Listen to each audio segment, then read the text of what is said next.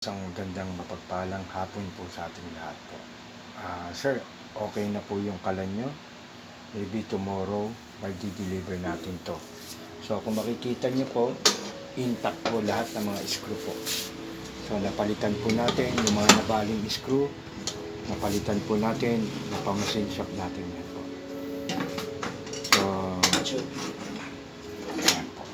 So, makikita nyo po, sir, hindi na po tayo lahat po nawala yung mga mantika, nalinis po lahat, functionable po yung ilaw, yung grill, yung hot plate, okay? Tapos yung oven natin, no? I-press lang natin yung oven, gas muna, sabay oven, okay? Touch lang natin ng 10 to 15 seconds para mag-automatic mag-burn po yung oven po natin. Okay, ito naman po, ganun din. Gas muna, sabay pindot. Gas muna, sabay pindot. Gas muna, sabay pindot. So, lahat po ito, automatic na po. Wala na po isang problema. Everything is working with good condition po. So, makikita po natin, sir. Ito na rin po yung mga trivet. Natanggal din po yung mga mantika.